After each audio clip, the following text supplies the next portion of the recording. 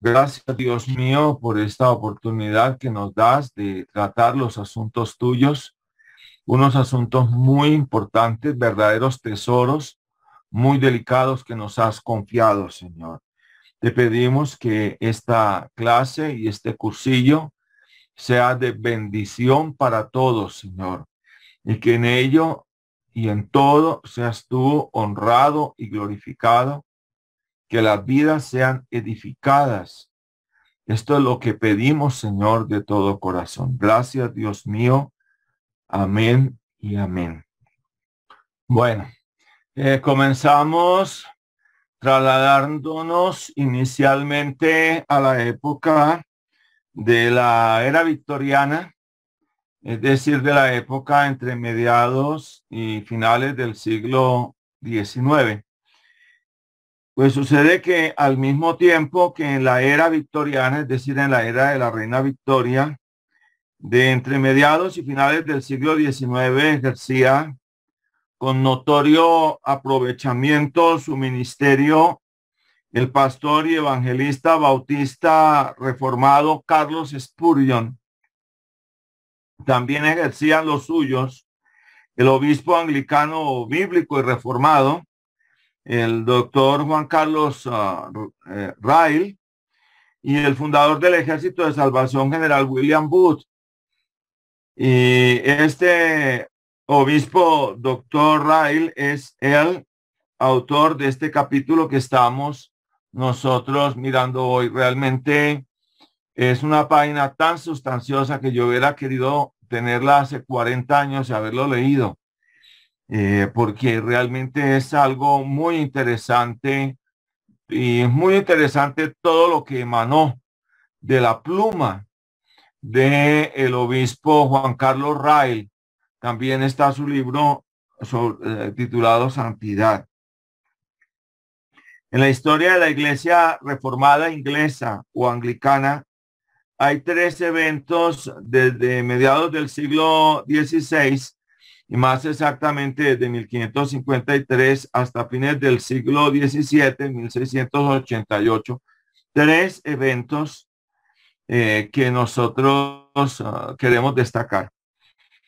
Primero, el feroz intento que hizo la reina María Tudor o María la Sanguinaria por restablecer el romanismo en Inglaterra, uniendo nuevamente a la iglesia de dicho reino con la iglesia romana y derruir de ese modo la obra evangélica de la reforma en el cristianismo inglés, es decir, derruir lo que ya se había venido construyendo en pro de la reforma de la iglesia en Inglaterra, ¿no?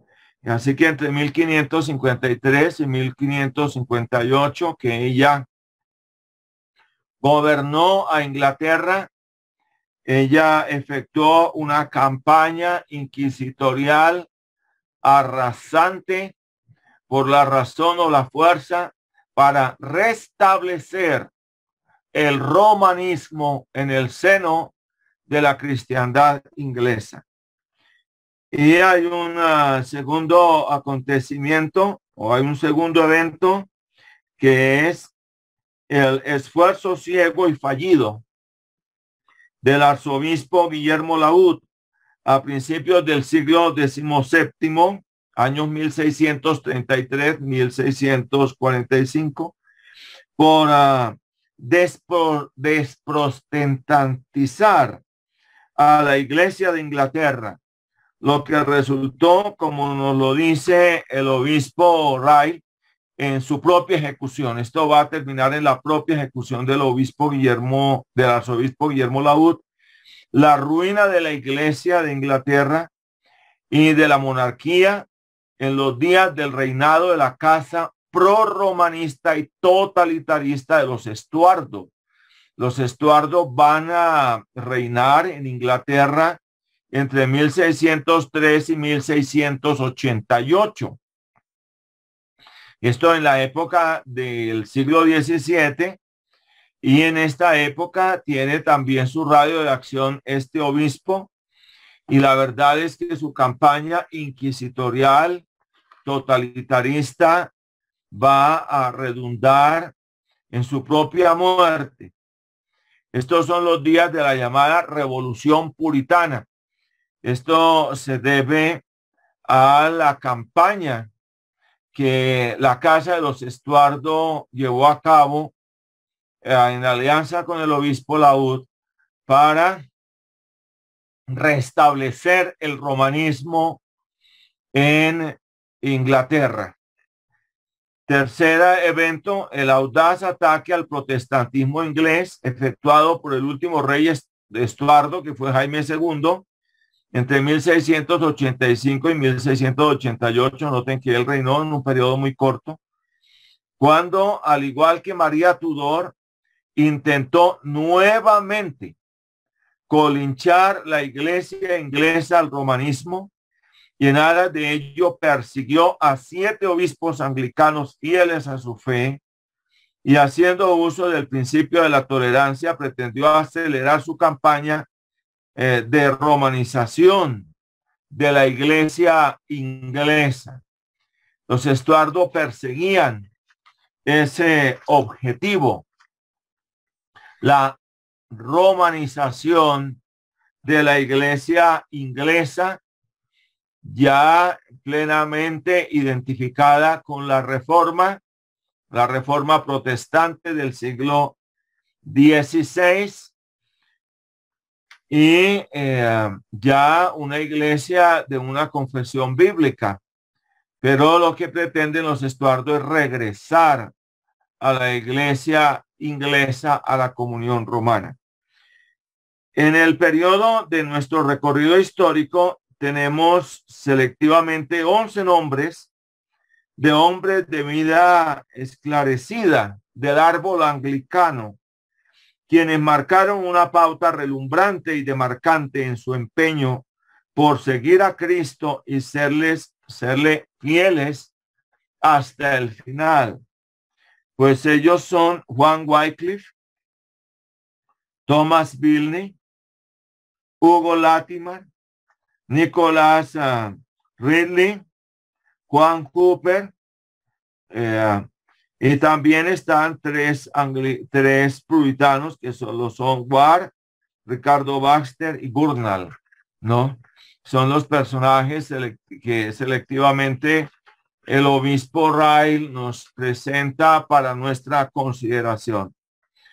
A ellos nosotros les debemos nuestros artículos creduales, nuestra liturgia u orden de culto y homilías en empatía con el evangelio, o sea, toda una demarcación homilética que tiene que se relaciona con la predicación de la palabra divina en el orden establecido por Dios. Juan Wycliffe fue el clérigo inglés precursor de la Reforma inglesa, con quien tenemos una deuda inmensa. Y esta es una deuda no solamente por parte del cristianismo inglés y de habla inglesa, sino también por la globalidad de la cristiandad protestante o evangélica. Tengamos en cuenta que el inglés Wycliffe, 1320-1384, fue un sacerdote, teólogo y maestro inglés del siglo XIV, del siglo XIV, de unos perfiles insignes como sincero y esforzado cristiano, buscador y defensor de la verdad, centrado en las Sagradas Escrituras y en todo lo que armonizara con ellas. Tengamos en cuenta que primero, al hablar del siglo XV, estamos hablando de fines de la Edad Media, la cual se vivió entre el siglo V con la caída de Roma en el año 476 y los siglos XV y XVI con la caída de Constantinopla, año 1453, y el inicio de la Reforma Protestante, año 1517, con la protesta de Lutero en Alemania y también de Zwinglio en Suiza. Tengamos en cuenta también que segundo, la Edad Media fue a grosso modo el periodo de 10 siglos de dominio casi omnímodo del romanismo sobre toda la Europa occidental. Y ya a fines de este periodo, ese dominio omnímodo estaba en decadencia, salvo en el caso de España, donde contenía un vigor admirable, digámoslo así, en lo más inmediato. Lo cierto es que se trata de un periodo de casi prácticamente 1000 años. Son más o menos 977 años en promedio. Ahora tengamos en cuenta que tercero, según las evidencias históricas, al igual que en muchas regiones de Europa, sojuzgadas o no sojuzgadas por el Imperio Romano antes de su caída, había una gran expansión del mensaje del Evangelio por parte de la iglesia cristiana primitiva o católica antigua, y que cuando éste llegó en el siglo segundo a las Islas Británicas, tanto en las áreas sometidas como en las no sometidas a la Roma de los Césares, fue muy bien recibido entre los pueblos celta y latino de dichas islas. Tengamos en cuenta que tercero, esto significa entonces que entre el siglo segundo y el siglo séptimo, al igual que en muchas otras regiones de la Europa de aquel entonces y más allá, hubo una iglesia cristiana británica autónoma, antigua o primitiva, que no estaba sujeta a Roma ni unida a ella, sino en unas relaciones fraternales de igual a igual. Tengamos en cuenta que, en cuarto lugar, el mensaje evangélico de esta iglesia obedecía a y se centraba en un evangelio puro, monoteísta, trinitario, antinóstico, bíblico, apostólico, niceno, agustiniano, paulino, de gracia, que enfatizaba la soberanía de Dios, la salvación por gracia, la redención eficaz en Cristo y todo lo afirmado por los credos apostólico, niceno y atanasiano, como acordes con la Biblia, la palabra de Dios. Es decir, que esta era una iglesia ortodoxa, una iglesia con una firme tendencia hacia la sana doctrina. La iglesia cristiana británica antigua, la iglesia prácticamente de los primeros 700 años o 600 años. Tengamos en cuenta que a la altura del siglo VII después de Cristo, en el sínodo de Whitby del año 664, la iglesia cristiana británica católica antigua se unió a la iglesia romana, y desde ese momento el carruaje del cristianismo británico estuvo uncido al romanismo a lo largo de toda la Edad Media hasta el año 1534, ya en el siglo XVI. Noten ustedes, estamos hablando de un intervalo que iba entre el siglo VII y el siglo XVI o siglo XVI. Es decir, que estamos hablando de un intervalo de casi 9 siglos, ¿no? Repito, hasta el año 1534, cuando en forma paralela al cisma protestante que ya había estallado en Alemania y Suiza contra el romanismo papal, se produjo el cisma inglés, que redundó en el descolinchamiento o separación de la iglesia inglesa, la más destacada del cristianismo británico, del romanismo. Allí en 1534, con el cisma inglés y el acta de supremacía, se separa o se descolincha la iglesia inglesa de la comunión romana. Tengamos en cuenta, en sexto lugar, que pronto, con el concurso eficaz de hombres destacados, como el arzobispo Thomas Cranmer y los obispos Hugo Latimer, Nicolás Ridley y otros, la iglesia inglesa, libre ahora de la cautividad del papado, la cautividad babilónica, lo diría Lutero para el caso de la iglesia alemana,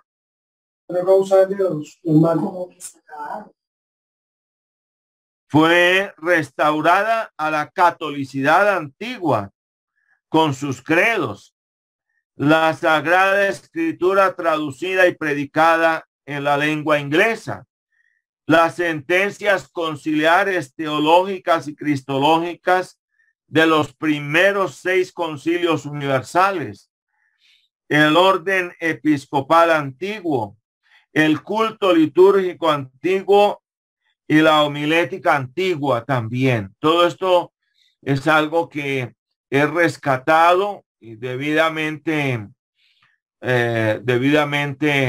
estructurado para el uso y vivencialidad del cristianismo inglés por la mano de estos sabios hombres que puso Dios, como en su momento en forma oportuna puso al profeta Daniel y a sus amigos Ananías, Misael y Azarías. Pues bien, esto significa que debemos separar oportunamente los conceptos de catolicidad y romanismo como 2 conceptos distintos, pues en fidelidad a la palabra de Dios, la iglesia inglesa de la Reforma, digo sí a la catolicidad antigua original, es decir, de la iglesia primitiva, y no al romanismo y sus perversiones doctrinales y éticas posteriores a la época del siglo VII. Y significa que la reforma protestante del siglo XVI, tanto en el luteranismo como en el anglicanismo y en el calvinismo en mucho, renunciaron en su proceso de reforma evangélica a la romanicidad, mas no a la catolicidad antigua. Esto es bueno enfatizarlo, deslindando en armonía con la Biblia lo uno de lo otro, porque en nuestro medio catolicismo y romanismo son 2 conceptos que se siguen y vienen a ser prácticamente casi que una misma cosa, pero no en el orden histórico, en el orden teológico. En ese orden no. Incluso también se da el caso de la iglesia ortodoxa oriental, que es católica y representa otra catolicidad. Por lo tanto, no se puede pretender asociar catolicismo con romanismo de ninguna manera. Aquí, cuando estamos hablando de catolicidad y catolicismo, no estamos hablando de romanismo, y deslindamos lo uno de lo otro. Ahora, tengamos en cuenta que en 1588, en los días del reinado de Isabel I,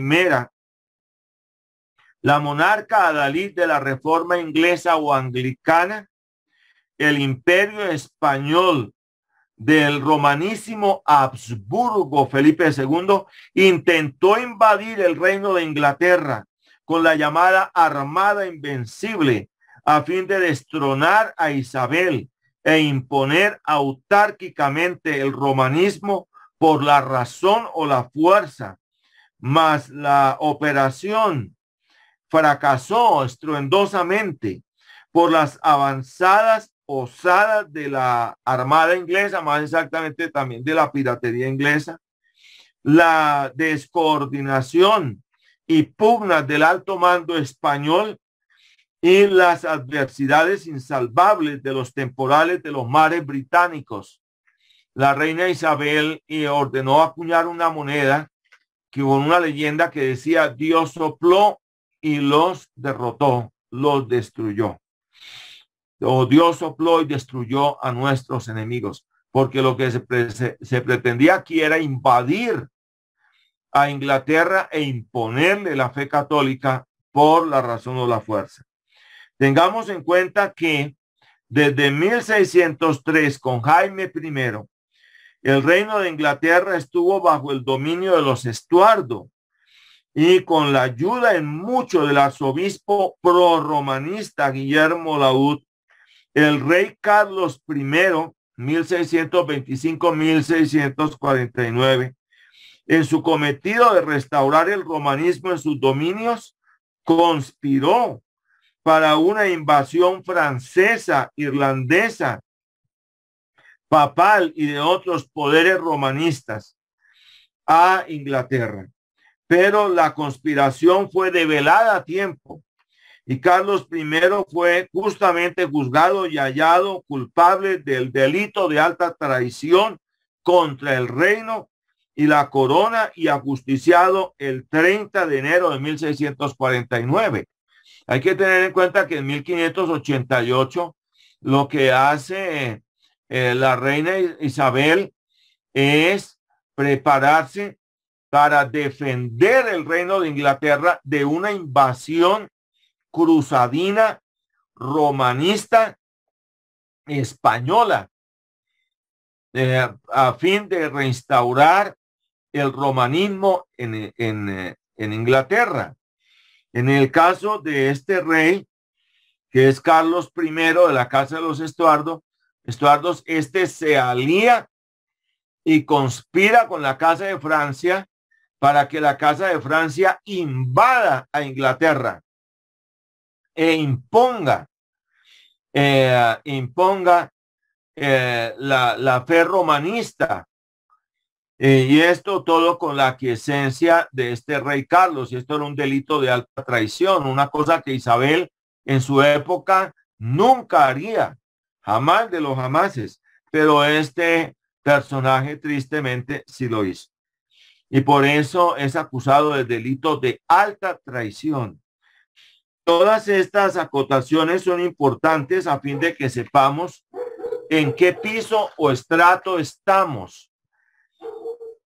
Es cosa urgente en el mundo moderno a fin de afrontar los desafíos y retos del mismo, volver hacia nuestros pasos históricos, las sendas antiguas, a fin de recabar en los abrevaderos del evangelio puro de Cristo.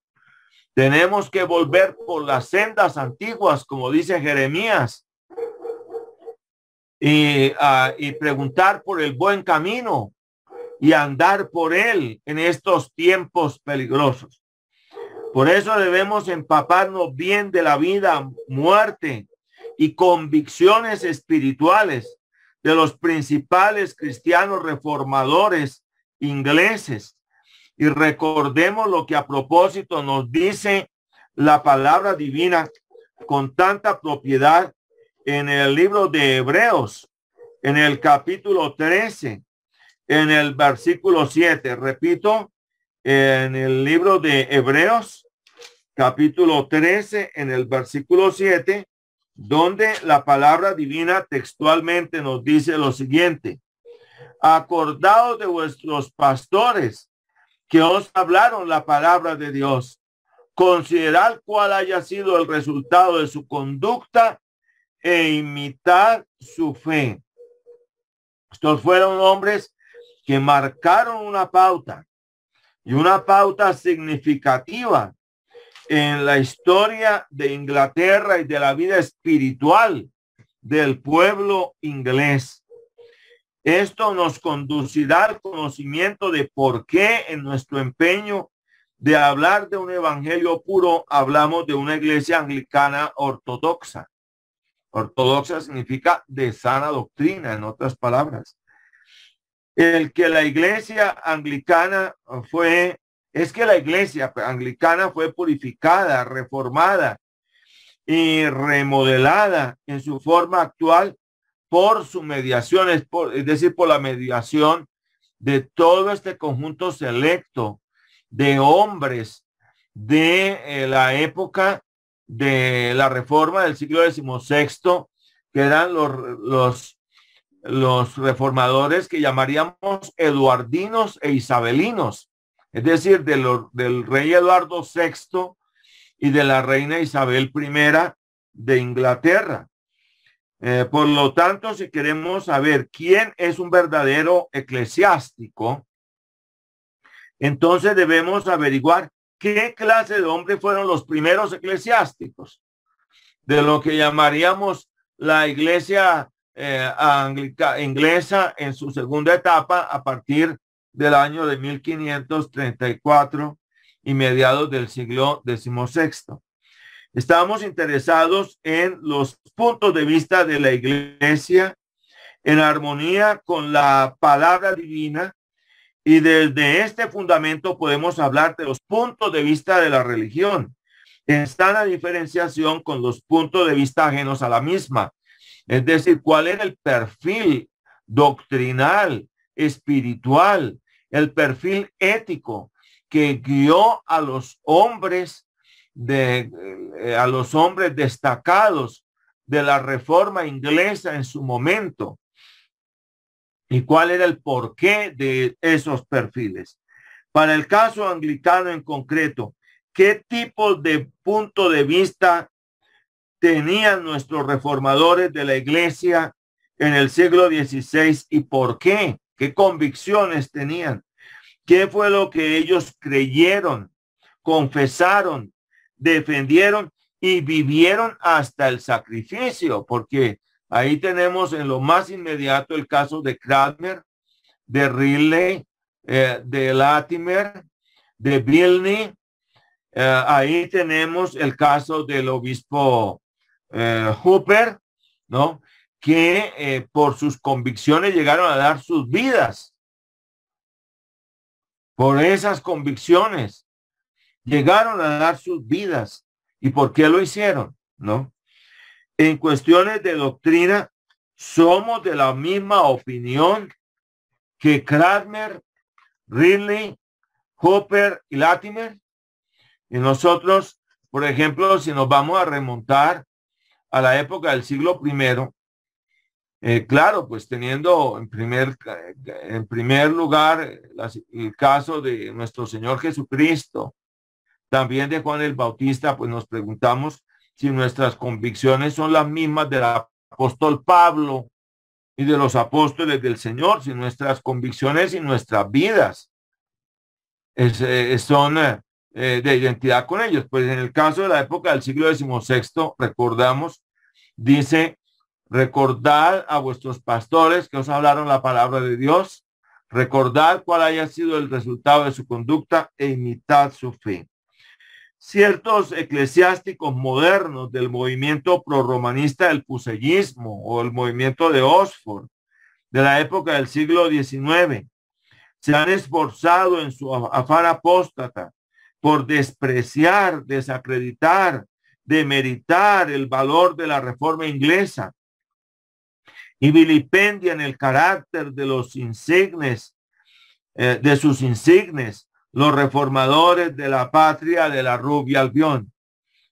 Incluso algunos de ellos se dirigen con términos, con unos términos muy denigrantes, es decir, plumas muy, plumas deformantes, demarcantes, injuriosas en todo el sentido de la palabra. Llegan a comparar a los hombres de la Reforma como Cranmer con personajes de la Revolución Francesa que evidentemente fueron incluso dictadores de la Revolución, los jacobinos, como Robespierre, Danton, Marat, ¿no?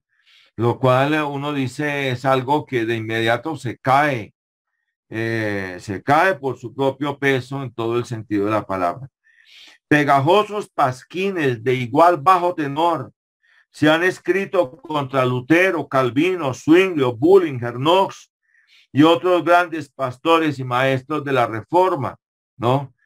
Y entre otras cosas recordamos las antagónicas del austriaco Stephen Zweig contra Calvino, pero son plumas realmente injuriosas, plumas cizañudas y en mucho deformantes de la real imagen de los personajes que han marcado una ruta en conformidad con la Biblia, la palabra de Dios, es decir, con Cristo y su evangelio.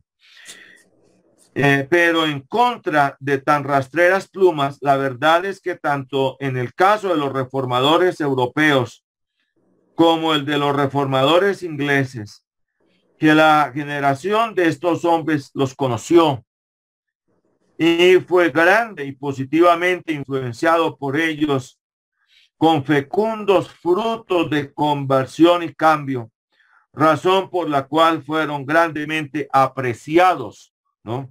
Fueron objeto de un gran aprecio. Y a propósito, quiero citar brevemente lo que dice Mateo capítulo 11 en el versículo 19, donde el texto sagrado, hablando por sí mismo y más exactamente nuestro Señor, dice: vino el Hijo del Hombre que come y bebe, y dicen, he aquí un hombre comilón y bebedor de vino, amigo de publicanos y de pecadores.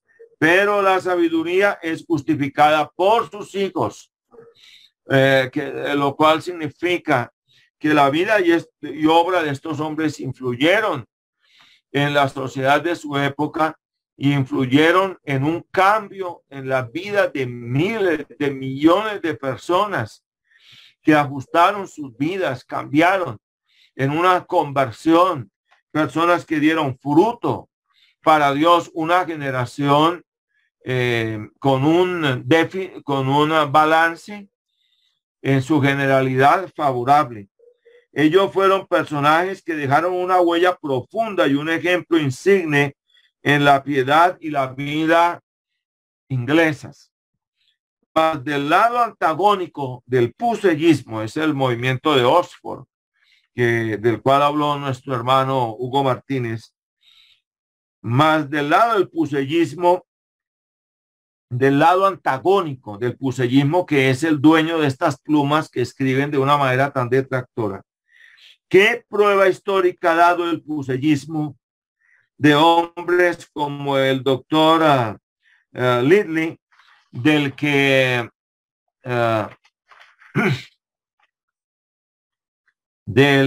su baja estimación de los reformadores ingleses es correcta? ¿Qué evidencia da él de que esa baja estima, esa calificación tan baja que les da a los reformadores ingleses es la verdad? La verdad, ninguna diferente a la del prejuicio. Ninguna que de la satisfacción ninguna que dé satisfacción ante ningún juez o corte legítima e imparcial. Es decir, se requieren pruebas objetivas que las deben dar estos plumíferos de una pluma, digamos en el lenguaje colombiano, vargasviliana, porque es un hecho que Vargas Vila en Colombia fue un personaje de una pluma detractora que con su pluma realmente hacía picadillo a sus adversarios, con su pluma satírica, ¿no? Y entonces hablamos de una pluma vargasviliana cuando hablamos de estos plumíferos del llamado movimiento de Oxford, ¿no? Pero ellos no presentan ninguna prueba de las acusaciones que hacen contra los hombres de la Reforma inglesa, ninguno, más que el prejuicio. Eso es lo que ellos tienen. También otros personajes insignes, como el historiador Juan Fox o John Fox, autor del clásico Libro de los Mártires, han escapado a las pedradas y embestidas rastreras de Pasquín, prejuiciado y calumnioso de estos detractores proromanistas. Es decir, el movimiento de Oxford también ha enfilado sus cañones contra personajes de la talla de Henry Fox. Pero la verdad sale a relucir por sí misma. Parte destacada de esta línea antagónica rastrera son los señores Hartsfield, Parson, Loud, Leilin y Milner, entre otros. Son el imperio del prejuicio, el epíteto y el dicterio como toda prueba, pero nada más. Más un examen riguroso de la obra historiográfica de Fox lo califica mejor de objetivo, acopiador, sustancioso y veraz históricamente, que lo que él escribió en su libro La historia de los mártires es veraz y obedece a una investigación copiosa, sistemática, sobre las atrocidades del romanismo en la Edad Media. Y por lo tanto, pues, eso va en contra del movimiento de corte romanista del puseyismo o del llamado movimiento de Oxford. Por lo cual el movimiento de Oxford arremete contra hombres de la talla de Fox. Los tres arzobispos anglicanos de la época de Fox, Parker, Grindal y Whitefield, lo ponderaron grandemente a Henry Fox.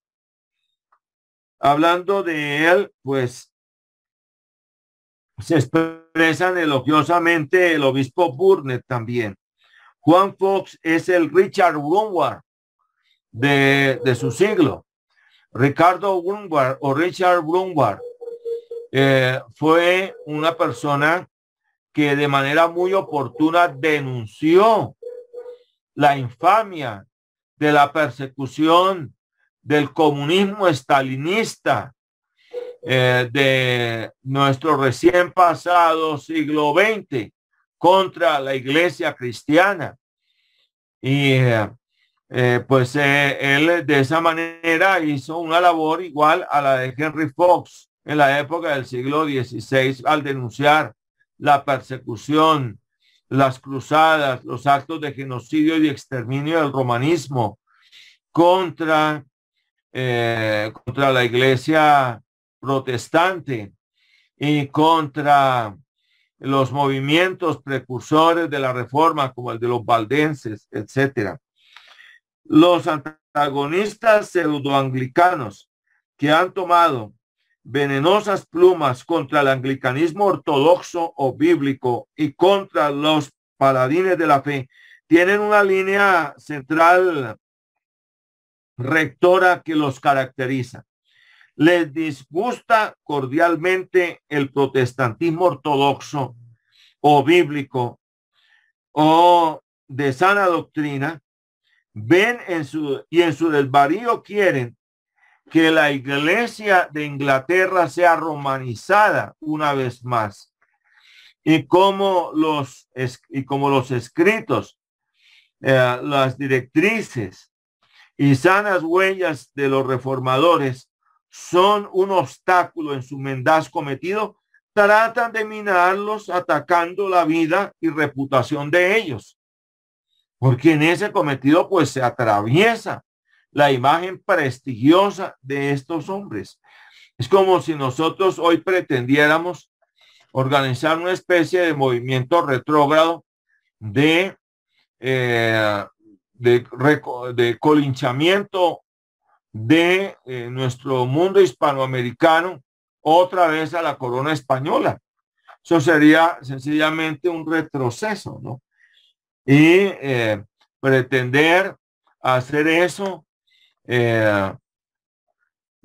denigrando a los hombres de la independencia, sencillamente es una tarea quijotesca, porque en medio de todo esa imagen, esa presencia de Bolívar, de O'Higgins, de San Martín, de Morazán, de Iturbide, son una barrera moral que impide que lleguemos a una regresión de ese calado. En síntesis, desde la línea de fuego de artillería del incrédulo liberalismo teológico, del incrédulo liberalismo teológico, del neorromanismo, o sea, del nuevo romanismo, del neoecumenismo tipo Concilio Mundial de Iglesias y del secularismo posmodernista, se han disparado contra los inexpugnables baluartes del cristianismo anglicano ortodoxo bíblico bombardas que son más trueno o ruido que bala, un verdadero parto de montes para parir un ratoncillo díscolo y nada más. Otro tanto ha sucedido con los incomprendidos puritanos de la época del siglo XVII. Pero recordemos la sentencia del Señor en el Salmo 127. Si el Señor no construye la casa, en vano trabajan los que la edifican. Y si el Señor no guarda la ciudad, en vano vela la guardia. Pero si el Señor construye la casa, no en vano trabajan los que la edifican. Y si el Señor guarda la ciudad, no en vano vela la guardia. Repito, otro tanto ha sucedido con los incomprendidos puritanos del siglo XVII o siglo XVII. El obispo Ryle disertó sobre 3 de ellos en este presente volumen. Ellos en nuestro reexamen histórico deben ser objeto de una nueva evaluación más objetiva y menos parcial. Es que ellos han sido en mucho poco comprendidos y muy calumniados de un lado y del otro. Ellos hacen parte de la fila de los eclesiásticos ingleses y hacen parte de esa fila con toda propiedad. La impresión común y deforme de la mayoría de los eclesiásticos ingleses acerca de los puritanos es que eran unos disidentes, ignorantes, fanáticos y entusiastas que perturbaron a Inglaterra en el siglo XVII, que odiaban la forma monárquica de gobierno y en su fanatismo le rebanaron la cabeza al rey Carlos I, que odiaban a la iglesia de Inglaterra y causaron su destrucción, y que eran entusiastas, ignorantes, que despreciaban el conocimiento y el estudio y consideraban todas las formas litúrgicas de adoración como romanismo. Ese es el concepto despectivo, prejuiciado que se ha tenido de la generación de los puritanos de la época del siglo XVII. Incluso en el común de los eclesiásticos ingleses, clérigo evangélico anglicano es sinónimo de puritano. Pero el que con tanto arrojo lanza estos guijarros contra la coraza del puritanismo solo está poniendo al descubierto su vergonzosa ignorancia histórica. Debe haber una reevaluación.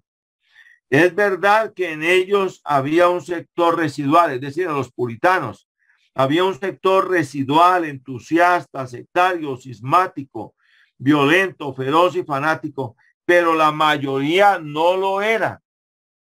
Y por este elemento residual, apendicítico, llamémoslo así, no podemos evaluar a todo el conglomerado puritano. Es una injusticia hacer eso. Los puritanos fueron objeto de mucho encono, incomprensión, persecución y vicisitudes. La mayoría de ellos eran moderados y no estaban predispuestos al extremismo entusiasta. Ellos no estaban predispuestos a este tipo de extremos, de llegar incluso hasta la propaganda por el hecho. Primero, los puritanos no eran enemigos de la monarquía, sino de la tiranía y del absolutismo de los Estuardo. y abogaban por un orden institucional, jurídico, legítimo, una monarquía moderada, parlamentaria. Hemos de tener en cuenta que los Estuardo eran amigos del absolutismo monárquico y en aras de ello prácticamente subyugar el poder de las instituciones como el Parlamento. Los puritanos eran parlamentaristas y por lo tanto partidarios de una moderada monarquía parlamentaria, pero de ninguna manera eso significa que ellos fueran en el sentido absoluto de la palabra enemigos de la monarquía como se ha pretendido.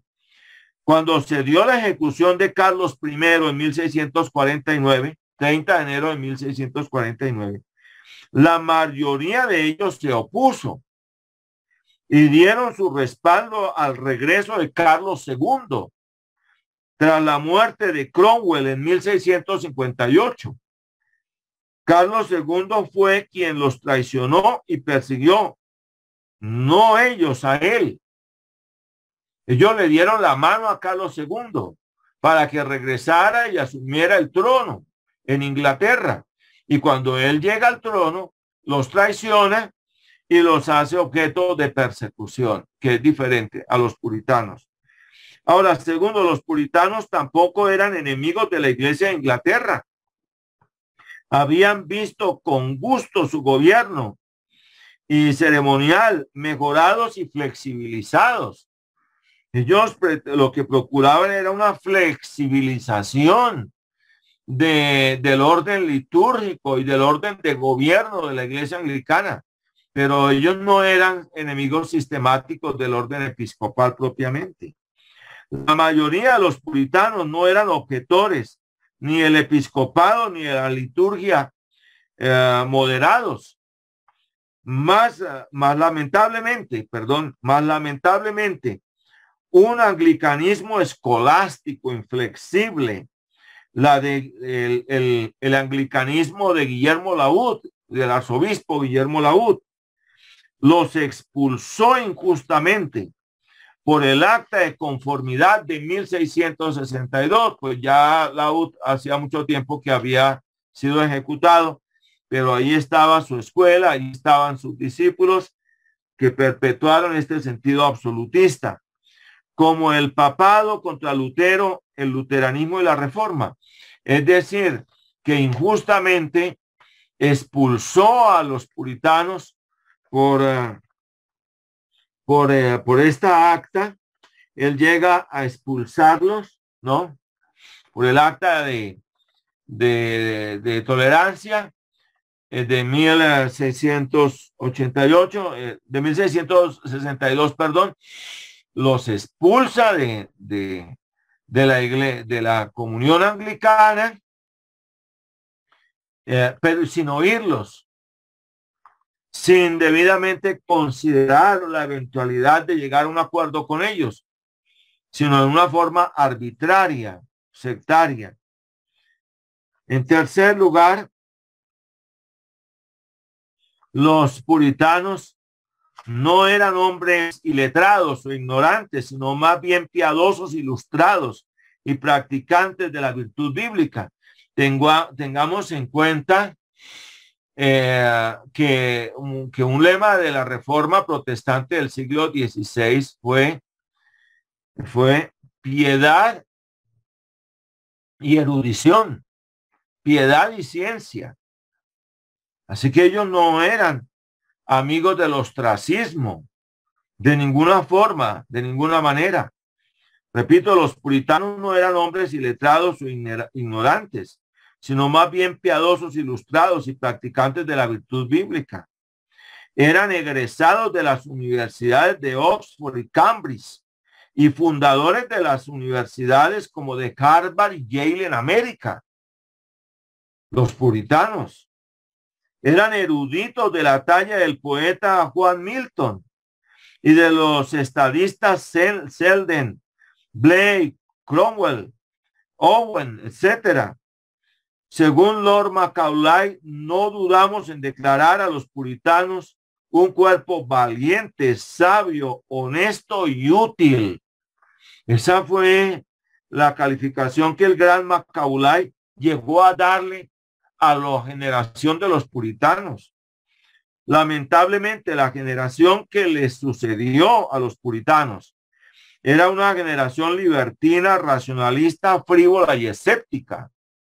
Esto ya es diferente. Una cosa fue la generación del pueblo hebreo con Josué y otra la generación que vino después, que ya fue de un corte apóstata, idólatra, libertino, y no como la generación de sus padres que fue fiel al Señor. Y aquí se repite este fenómeno. Los puritanos eran de un protestantismo audaz y franco, que no entusiasta. Su evangelicalismo era claro, bien definido y distintivo. Tengamos en cuenta que ellos no eran de la línea lumínica, de los iluminismos, de los raptos, de los emocionalismos, de los entusiasmos, de ninguna manera. Los reformadores y los puritanos de los siglos XVI y XVII se hallan rodeados de una alambrada de garantías hostiles de la intelectualidad secularista prejuiciada de nuestra época. Ellos se hallan rodeados de esa alambrada de garantías hostiles, lo cual significa rodeados de la eterna incomprensión y de la eterna injuria y deformidad de lo que realmente fue su vida, su obra y sus convicciones. Y el arma que más se usa en esto es el prejuicio. Esta es el arma que más se usa. La gente parece ignorar que los reformadores ingleses fueron en los reinados de Eduardo VI e Isabel I de la Casa Tudor entre mediados y finales del siglo XVI, los autores, forjadores de los 39 artículos y del libro de oración común, objeto de mucha valoración por la generalidad de los eclesiásticos anglicanos y de otras latitudes, incluso también de los luteranos. Además, la gente olvida que estos mismos reformadores son los auténticos prototipos y predecesores de una escuela de pensamiento. A la misma algunos la estiman a la ligera, mas ella no es la menos útil influyente dentro del ámbito del establecimiento. Nos referimos más exactamente a la escuela evangélica dentro de la comunión anglicana o del grueso anglicano, la escuela evangélica. Ya para la época del siglo XIX, la Iglesia de Inglaterra se encontraba infelizmente dividida en numerosas escuelas, secciones o partidos. De todas las escuelas, la más mal entendida y frecuentemente tergiversada es la escuela evangélica. Debemos de tener en cuenta que para el caso de la reforma protestante en el continente europeo, ellos no tuvieron ambajes de ninguna especie para llamar a la iglesia salida de la cautividad babilónica del papado, iglesia evangélica. Incluso Lutero dijo, no la llaméis luterana, llamadla evangélica por el evangelio.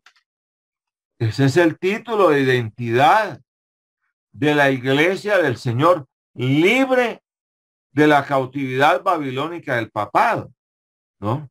Y la llamó así, iglesia evangélica. Así la llamó.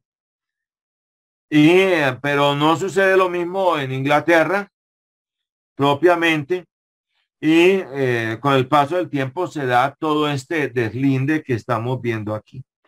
De todas las escuelas, la más entendida, la más mal entendida y frecuentemente ignorada es la escuela evangélica. No hay escuela que desde los días del arzobispo Guillermo Laúd hasta el presente haya tenido que soportar tan duro abuso, tan injusto trato y tan mezquina persecución por tirios y troyanos como la escuela evangélica dentro de el mundo anglicano. Recordemos que en agosto de 1662 y precisamente la misma fecha del acontecimiento de la noche de San Bartolomé en Francia, ¿no? Repito, pues en agosto de 1572 fue que se dio la matanza de la noche de San Bartolomé contra los protestantes o protestantes calvinistas o hugonotes de Francia. Y en la misma fecha, en agosto de 1662, en forma inflexible y antibíblica, casi 2000 clérigos o pastores fueron expulsados de la Iglesia de Inglaterra en la infeliz ley de uniformidad bajo el reinado del malhadado Carlos II Estuardo. 2000 pastores fueron sacados de la comunión inglesa. No se les oyó, no se les tuvo en cuenta para nada. Y entre ellos estaban verdaderos dechados de la vida cristiana, el ministerio, la predicación, la enseñanza, etcétera, como John Owen o Juan Owen, a quien se le ha llamado el Juan Calvino de Inglaterra, Ricardo Baxter, Bates, Calamy, Francis Henry, Pauli, Brooks, Watson, etcétera. Aunque ellos no eran conformistas, tampoco eran cismáticos. Y ellos amaban a la Iglesia de Inglaterra. Lo que querían era, dentro de un ambiente de consenso, llegar a unas reformas de carácter medio para tener un episcopado más flexible y una iglesia más asequible, menos ritual y más vivencial, sin dejar por eso el ritual y el orden. Eso es lo que ellos querían, pero propiamente ellos no eran cismáticos. Ellos fueron, noten que ellos no se fueron en ruptura con la iglesia. Ellos fueron empujados y expulsados de la iglesia.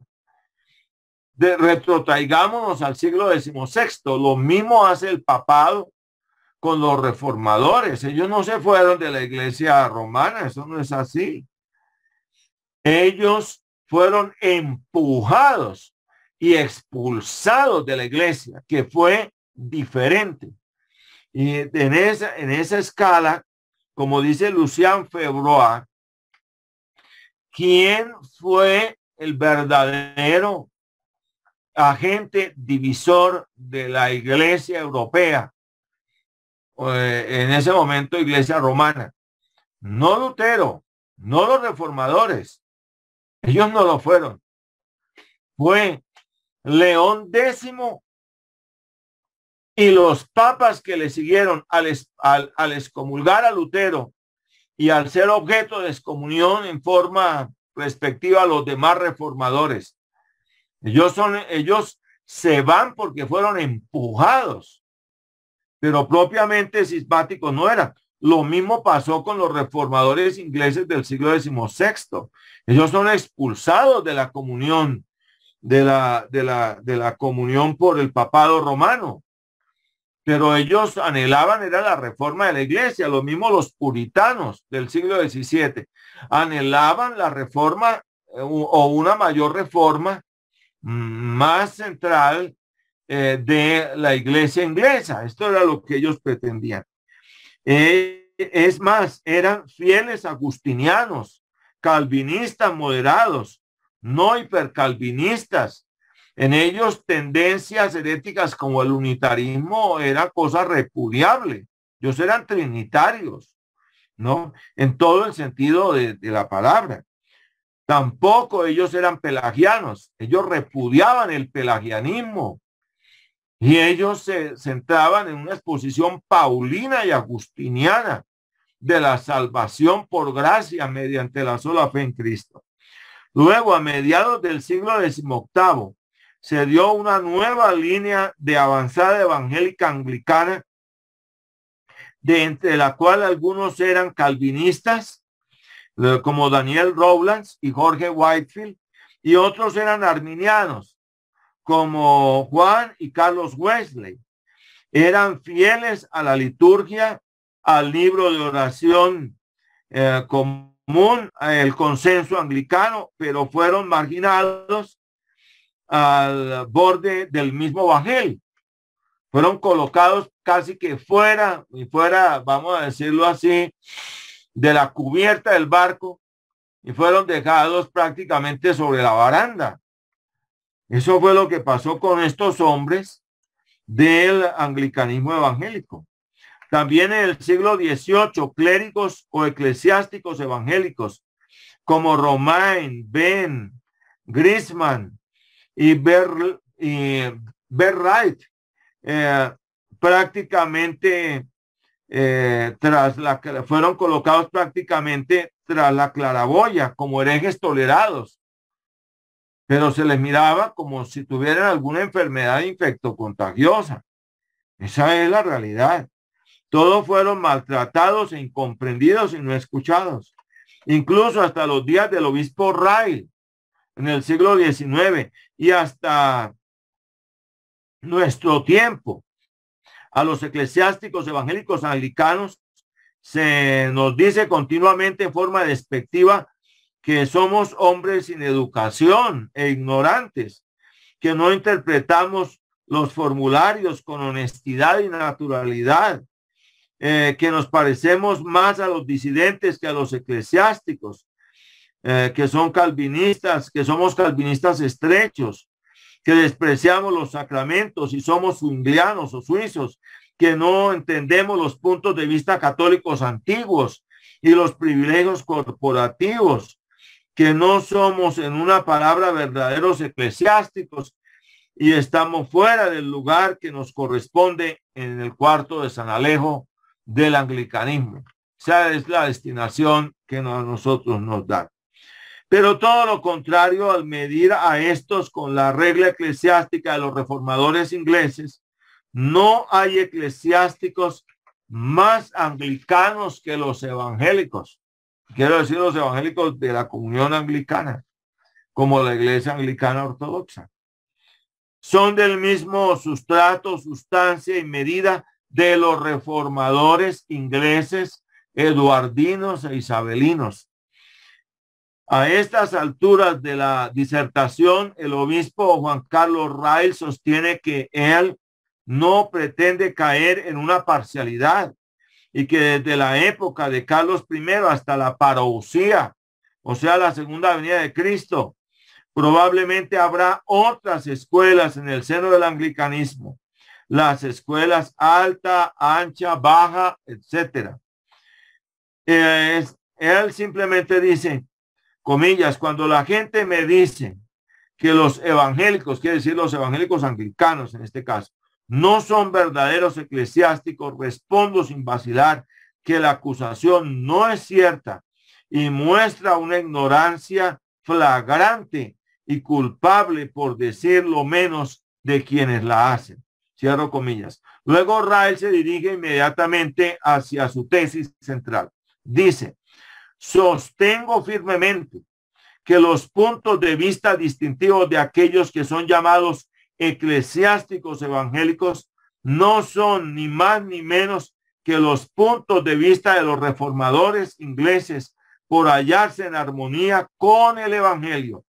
Quien llegue a expulsar quijotescamente de la iglesia de Inglaterra a todos los evangélicos anglicanos, expulsaría con ellos a Ridley, Latimer, Hooper, Bradford, Yerwell, Cranmer y toda la corte de oro de sus compañeros de inmediato. Y de pronto hasta prácticamente expulsarían al mismo nuestro Señor Jesucristo, ¿no? Las opiniones principales de los dos cuerpos, el de los reformadores ingleses y el de la escuela evangélica, desde hace casi 500 años a esta parte, son una y la misma cosa. Hay una identidad de criterio, de conducta y de vida que son admirables. Sus opiniones son sólidas y bíblicas, tanto de uno como de otro lado. Sus puntos de vista doctrinales son los mismos. Por lo tanto, si se condena a los evangélicos anglicanos, se condena a los reformadores. Aún más, decimos nosotros, se condena a Cristo. Traigamos a colación 12 ejemplos para que nos demos cuenta de la identidad entre los reformadores del siglo XVI, los reformadores ingleses, quiero decir, y la escuela evangélica en la comunión anglicana. Traigamos a colación entonces 12 ejemplos. Los eclesiásticos evangélicos anglicanos sostienen y enseñan unánimemente con los reformadores ingleses que, primero, la Biblia es la única regla de fe y práctica suficiente. Ella es el único libro capaz de hacer sabio a una persona de hacer sabia a una persona para su salvación, y que incluso los credos deben ser recibidos y creídos de manera subordinada a la Biblia, pues los dogmas pueden ser probados por la garantía de la Sagrada Escritura. Segundo, somos contados justos ante Dios solo por el mérito de nuestro Señor Jesucristo, por la fe, y no por nuestras propias obras y méritos, que en el asunto de nuestra justificación, nuestra propia bondad y santidad no tienen nada que ver. Tercero, que las buenas obras que siguen a la justificación brotan necesariamente de una fe viva y verdadera. Sostienen que una fe viva se puede discernir tan evidentemente por las buenas obras que brotan de ella, como se discierne un árbol por su fruto, y que por consiguiente el hombre en quien no se pueden encontrar buenas obras ni muestra alguna santidad, aún no ha nacido de nuevo. Será un convencido, mas no un convertido, y no se le pueden pedir peras al olmo. 4. En identidad con los reformadores protestantes ingleses del siglo XVI, la escuela evangélica anglicana sostiene que los sacramentos de Cristo no transmiten automáticamente ni confieren gracia, es decir, ex opere operato, y solo hacen bien a aquellos que los reciben con rectitud, dignidad y fe. Quinto, no hay diferencia corporal de la carne y la sangre naturales de Cristo en los elementos consagrados del pan y del vino en la cena del Señor. Que el cuerpo de Cristo se da, se toma y se come en la cena del Señor solo de una manera celestial y espiritual. Y la única presencia real de Cristo en ese sacramento está en los corazones de los comulgantes, creyentes, santos, limpios, sinceros. Sexto, la cena del Señor es un sacramento y no un sacrificio, y por lo tanto en ella no hay sacrificio excepto el de alabanza y acción de gracias. Un clérigo es solo un ministro de la palabra de Dios y no un sacerdote sacrificador, como lo enseña heréticamente el romanismo. Muchos hoy parecen ansiosos por reintroducir en la iglesia de Inglaterra el sacrificio de la misa y la falsa doctrina de la transubstanciación. Mas este es uno de los errores cardinales de la iglesia romana, es uno de los errores más grandes. Por eso es que uno ve que en la misa, en la parte eucarística de la misa, el sacerdote se acerca y se lava las manos en un lebrillo y luego se la seca y dice: orad, hermanos, para que este sacrificio mío y vuestro sea agradable a Dios nuestro Señor, por Jesucristo nuestro Señor. Amén. Porque Él va a entrar como el torero. Él va a entrar a matar. Porque en el momento en el cual Él haga la elevación y pronuncie la fórmula y parta la hostia, en ese momento le da otra vez muerte a nuestro Señor Jesucristo. Eso es lo que enseña el dogma de la transubstanciación.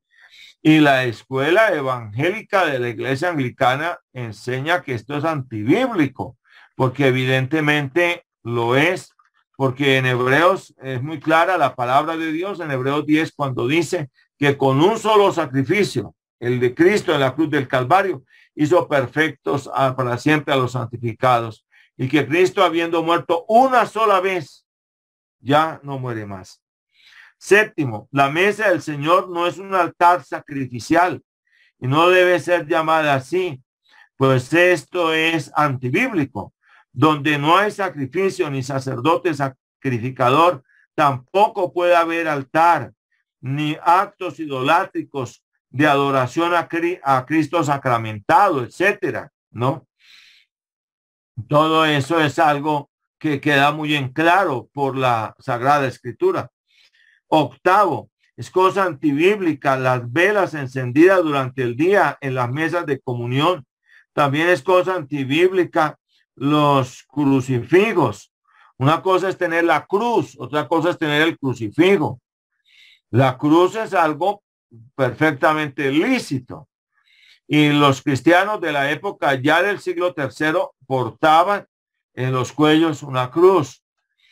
Pero otra cosa es el crucifijo, y más el crucifijo para ser objeto de idolatría, de ninguna manera. Entonces, repito, es cosa antibíblica.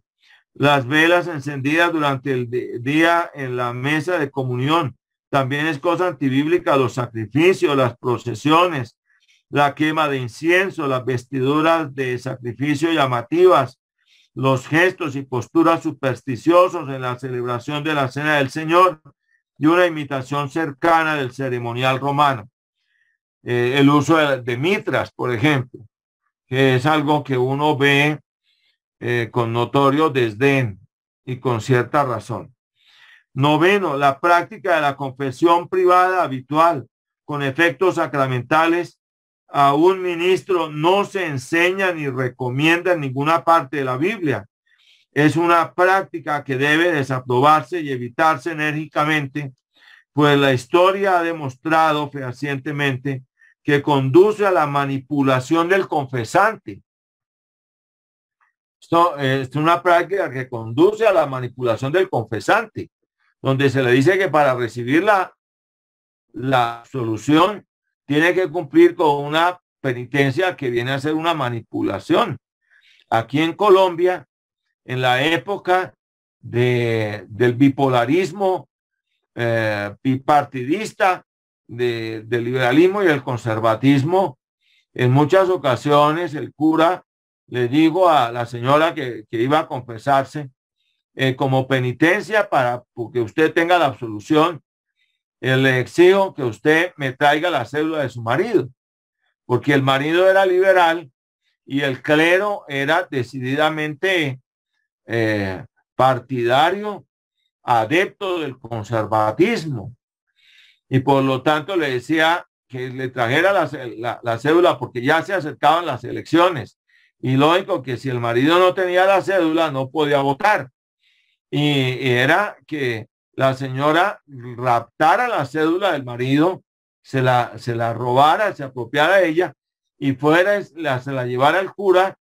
para el cura de esa manera retener la cédula y evitar que ese ciudadano votara, y de esa manera esa señora ya podía obtener la absolución, de la absolución que el sacerdote presuntamente le daba, ¿no? Y por eso los maridos liberales escondían las cédulas, para evitar que las señoras las encontraran, porque correrían de inmediato a llevársela al cura. Y después de las elecciones ya tomaban esa cédula, que era una cédula desechable, cédula de sello, y le decían, mire, ya puede ir donde el cura y puede llevarle la cédula para que le dé la absolución, pero ya habían pasado las elecciones. Pero noten que ahí había una manipulación política. Eso pasaba. Y entonces este sacramento de la penitencia se presta para la manipulación del confesante, se presta al remordimiento, más no al arrepentimiento y a las consecuencias más inmorales que arruinan el alma, donde se ha llegado incluso a abusos sexuales, especialmente contra la mujer.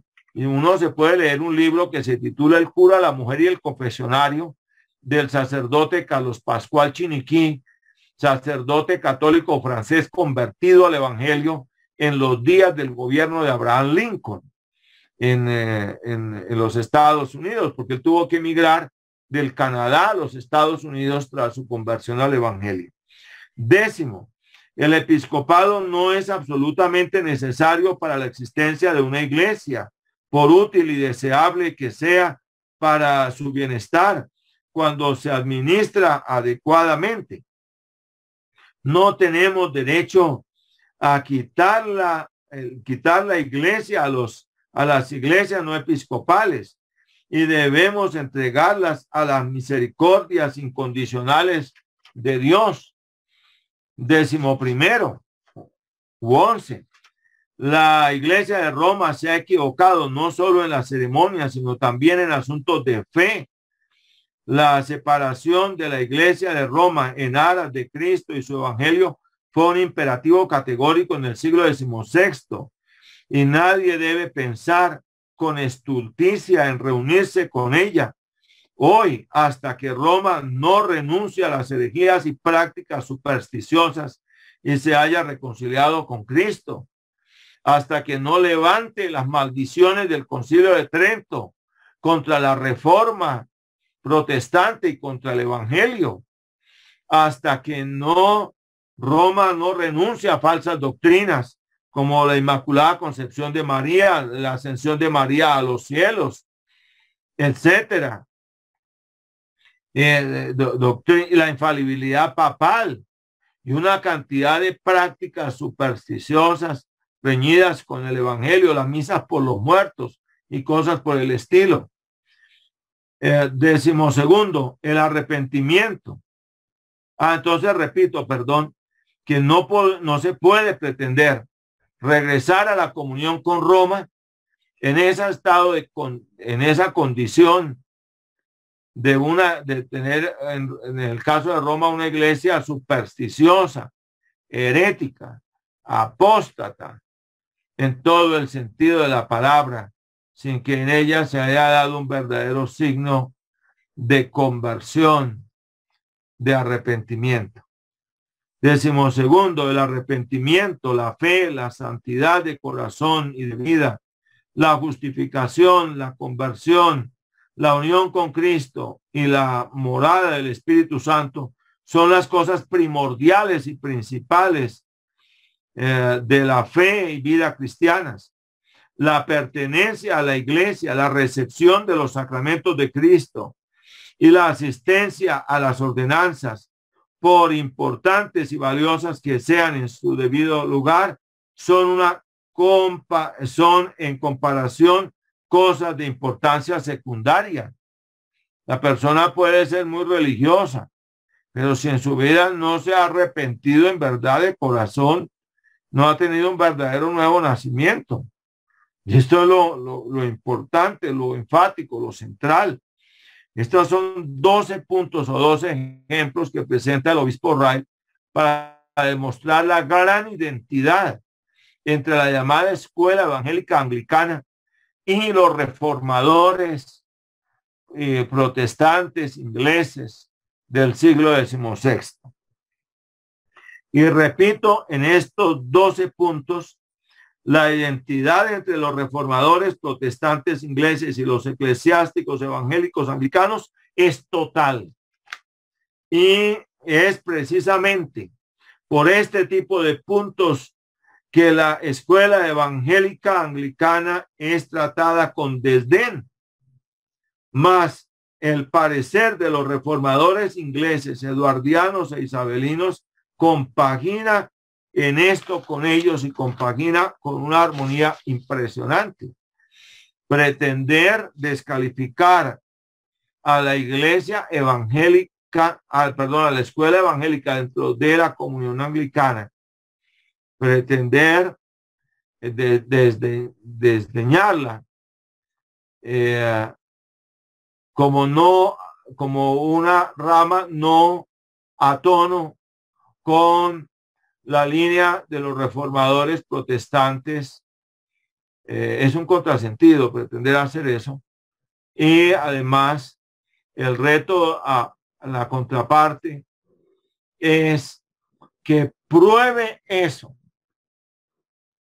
que la escuela evangélica anglicana no es acorde con el pensamiento, con las doctrinas y el mensaje y vida de los reformadores protestantes anglicanos del siglo XVI.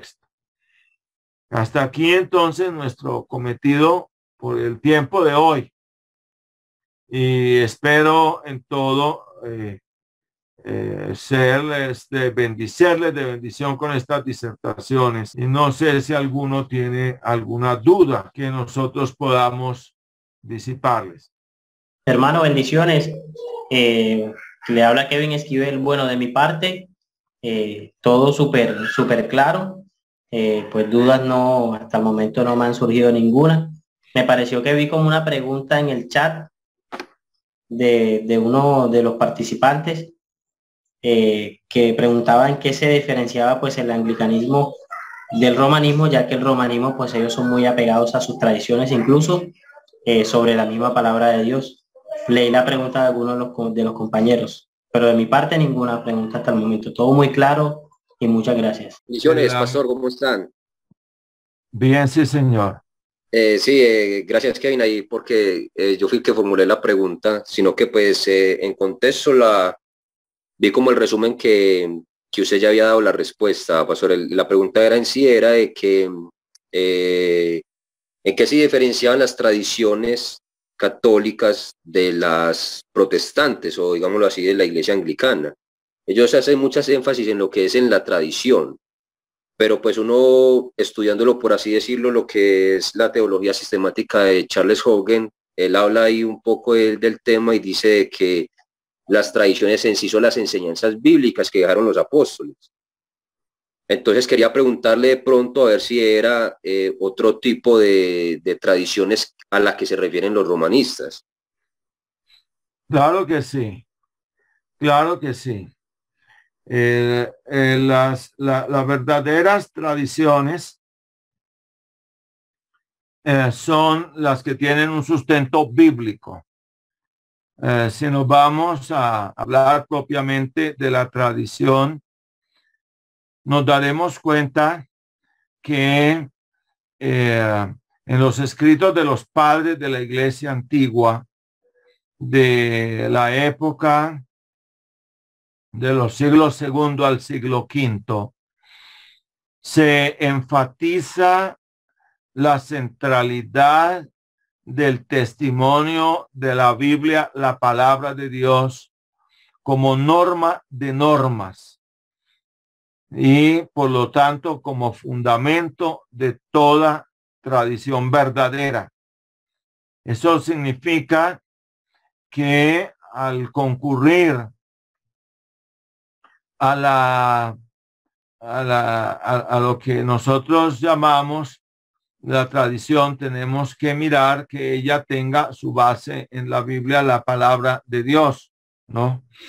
Y la iglesia romana le da a su tradición un valor igual al de la Sagrada Escritura, ¿no? Por lo tanto, para la iglesia romana, la Sagrada Escritura no es el fundamento generatriz de todo el mensaje cristiano. Para ellos es sencillamente una parte de la revelación, más otra parte es la tradición de la iglesia. Y le dan un valor igual. Ellos no enseñan la sola gracia. La iglesia romana enseña las obras meritorias y enseña otra serie de caminos, las misas por los muertos, por ejemplo, como técnicas o como trucos, digamos, que se pueden usar para finalmente llegar a obtener la salvación. La iglesia romana enseña el carácter meritorio de las buenas obras. Significa que para el caso de una persona que está en comunión con la iglesia romana, pues que esa persona que está bajo esa comunión y recibe el beneficio de los sacramentos, esa persona hace buenas obras y sus buenas obras son meritorias. Por esas buenas obras de una u otra manera se merece la salvación.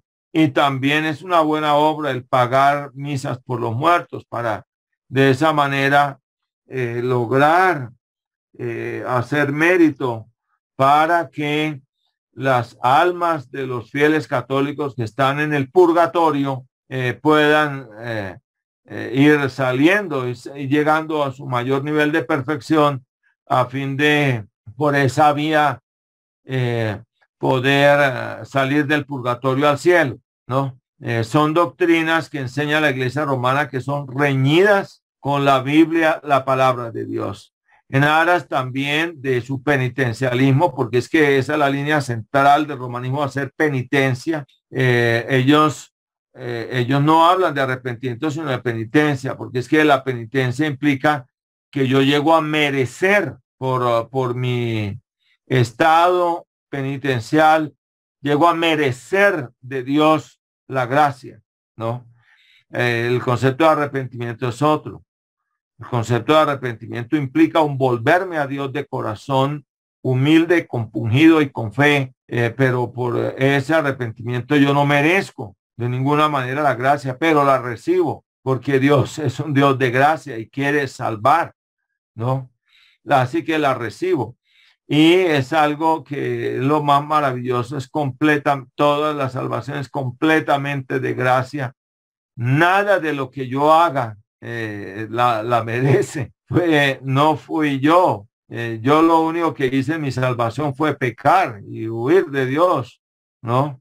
Pero Él me alcanzó y me doblegó y me hizo felizmente salvo. Esta es una diferencia troncal con la iglesia romana. Sola gracia, sola fe y sola escritura, y todo lo que no compagine con eso no debe ser recibido, sino que debe ser repelido, no debe ser aceptado. Entonces la iglesia romana le da mucho valor a su presunta tradición y sobre todo que está de por medio el hecho que para uno poder ser salvo tiene que obligadamente estar bajo la tutela de Roma, ¿no?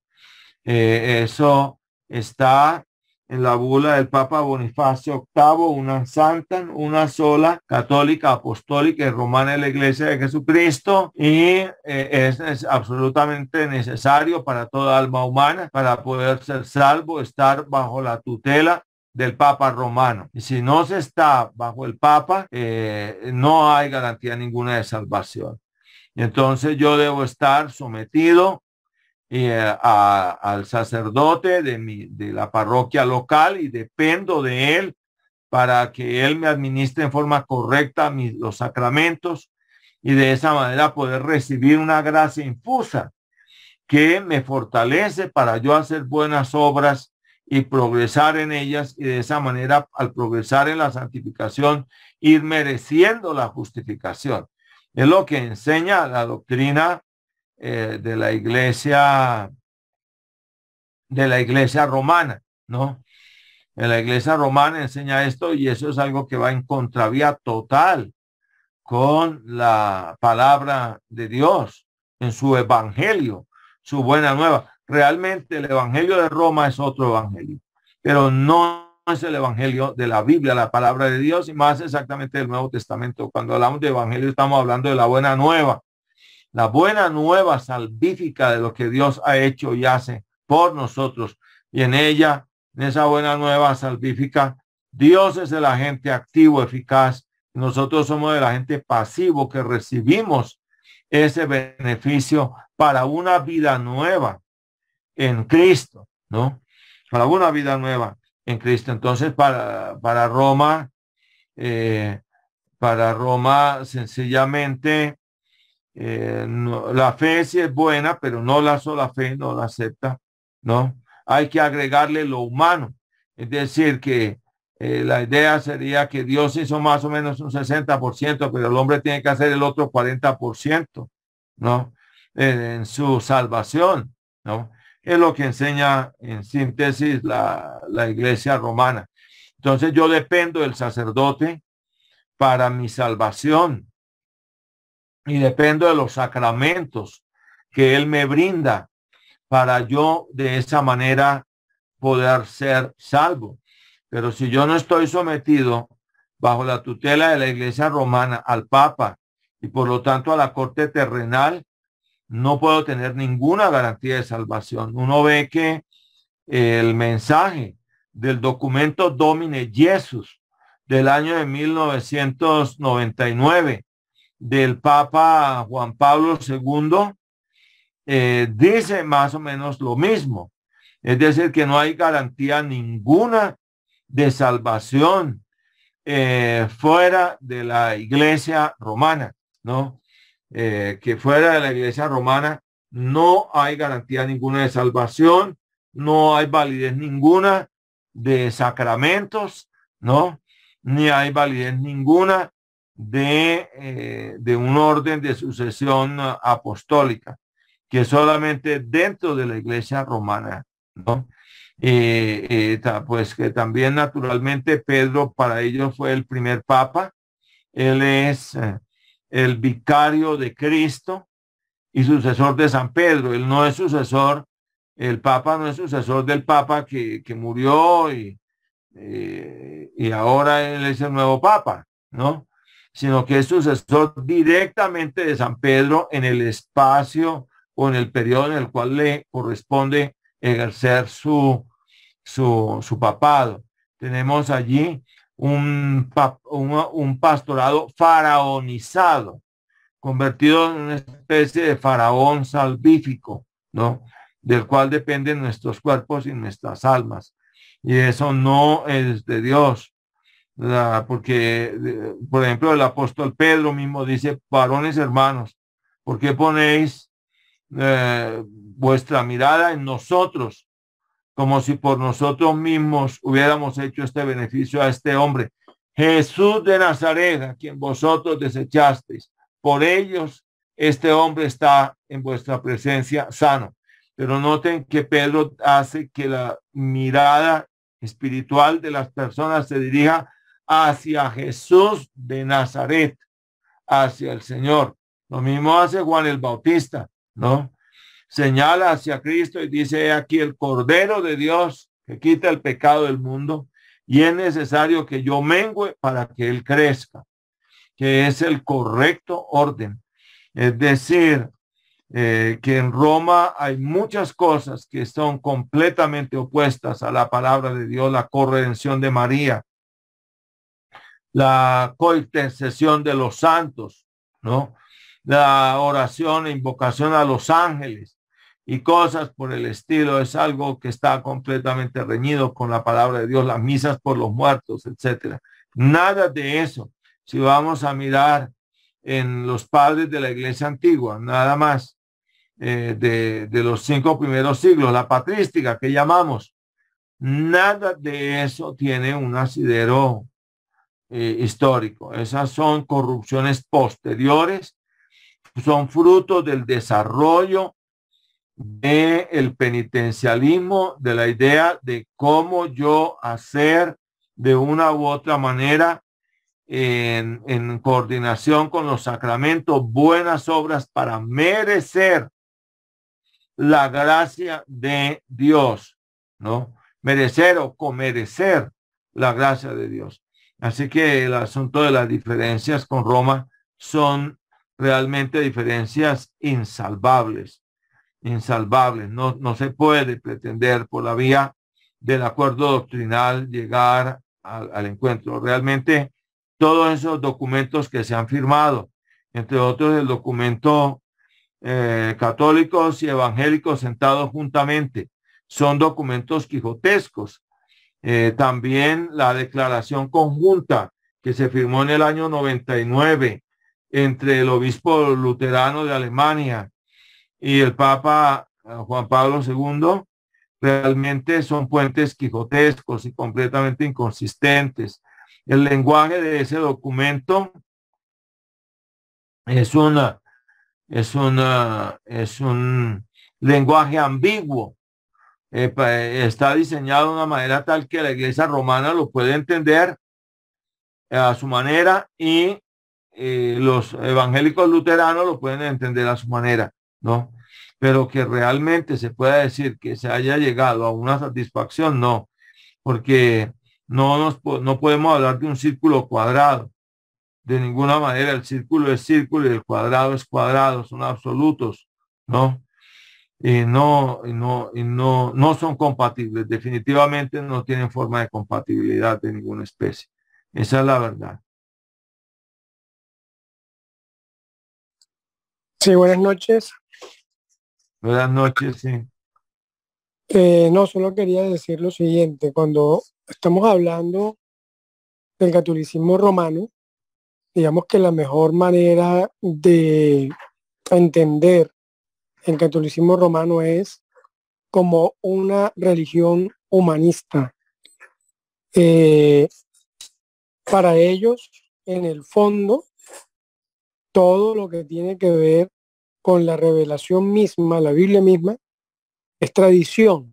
¿Sí? Ellos no entienden la Biblia como un libro revelado de manera inspirada, sino que para ellos la Biblia es en sí misma es una tradición que se fue componiendo gradualmente por hombres y que esa tradición se siguió extendiendo en la organización de la iglesia. Ellos mismos, por ejemplo, saben, de hecho los sacerdotes que, que son teólogos, que han estudiado teología, que se han dedicado a estudiar teología, ellos mismos saben, por ejemplo, que el papado no es bíblico. Ellos argumentan que el papado es una estructura que se creó como tradición de la iglesia gradualmente y que por ser tradición de la iglesia debe ser aceptada. Entonces, la pretensión, por ejemplo, del papado como la cabeza, digamos, de la tradición, al punto que desde su cátedra, desde su posición como papa, puede crear doctrina, pues es, digamos, una de las afirmaciones más antibíblicas que sostiene la Iglesia Católica, porque pues finalmente el Papa termina estando sobre la Biblia. Ellos siempre intentan justificarlo de alguna manera, diciendo que no, que lo que ocurre es que el papado siempre va a hablar ex cátedra, dirigido por el Espíritu Santo y de acuerdo a lo que la Biblia dice, etcétera. Pero eso es una cosa completamente ridícula, tomando en cuenta que incluso los papas entre ellos mismos se contradicen, tomando en cuenta que sus propias doctrinas de un papa a otro varían y cambian de acuerdo a los designios del mundo, porque en última instancia lo que a ellos les interesa y lo que a ellos les importa no es la salvación de las almas, sino el poder. Eso es lo que realmente les interesa. Entonces, cuando nosotros vamos a la iglesia anglicana, nosotros tenemos que tener presente lo que se enfatizó en esta lección, y es el hecho de que la doctrina de la Iglesia Anglicana, la liturgia de la Iglesia Anglicana y el gobierno de la Iglesia Anglicana originalmente es una expresión reformada. Es una expresión reformada. Quien estudia correctamente el libro de oración tradicional, no los modernos, que han sido incluso mutilados, porque un libro de oración común, correcto, incluye los 39 artículos de la religión. Incluso ahora hay libros de oración común que no traen los 39 artículos de la religión. Quien estudia los 39 artículos de la religión va a encontrar en ellos una teología, una doctrina reformada. Entonces, cuando nosotros estudiamos los libros de homilías, por ejemplo, o cuando nosotros estudiamos las confesiones de fe escritas por algunos obispos reformados, vamos a encontrar una teología reformada. ¿Qué es lo que ocurre? Y tal vez lo que, pues las personas que no conocen la tradición anglicana, no conocen la historia de la iglesia anglicana, pues hoy se ha naturalizado o se han normalizado las tres supuestas vertientes dentro de la iglesia anglicana. Entre esas, pues, la iglesia que llaman ellos mismos o se autodenominaron como iglesia alta, la iglesia que ellos enfáticamente llamaron, digamos, despectivamente, estigmatizando a la iglesia baja, que es la sección o la rama original del anglicanismo o de la reforma anglicana, y también pues el nacimiento de lo que llamaron la iglesia amplia, que esa es abiertamente, digamos, abiertamente dicen que no creen en la Biblia, abiertamente dicen que creen en la evolución y respaldan la evolución. ¿Qué pasa? Que hay que entender dentro de la historia del anglicanismo, en primera instancia, el primer esfuerzo, digamos, fuerte, directo y sin vergüenza que hizo Roma por doblegar a la iglesia inglesa fue con el arzobispo William Laud. Entonces, pues él tenía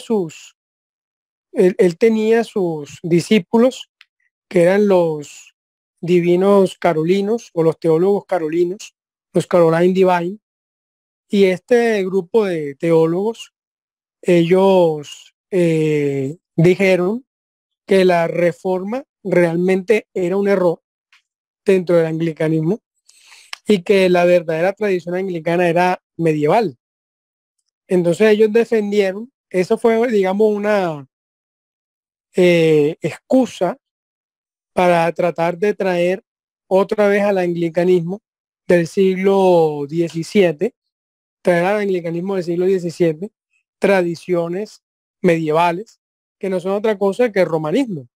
Es decir, la reforma, digamos, supera los errores de Roma con una doctrina bíblica, pero los teólogos carolinos con William Laud vuelven nuevamente a tratar de imponer esas doctrinas medievales que en el fondo no son otra cosa que un empoderamiento de la religión como un instrumento de dominación social, político y económico, que es lo que implica, por ejemplo, la jerarquía, las pretensiones que se autoadjudica el papado, lo que implica el misal romano y los ritos derivados del misal romano, lo que implica la confesión auricular, lo que implica el sistema sacramental y penitencialista de Roma. En última instancia es hacer depender la salvación ni siquiera del hombre, de la iglesia y del clero de la iglesia. Cuando digo no del hombre, no ni siquiera que, no, que es que tú te salvas por tus propias obras, como enseñan los arminianos, sino que es que tú te salvas por medio del sistema sacramental de la Iglesia de Roma.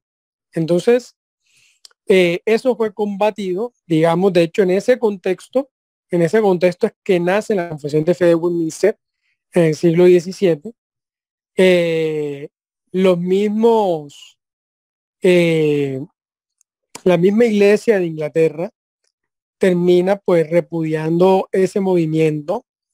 Es allí donde se da, digamos, el decapitamiento de Carlos I,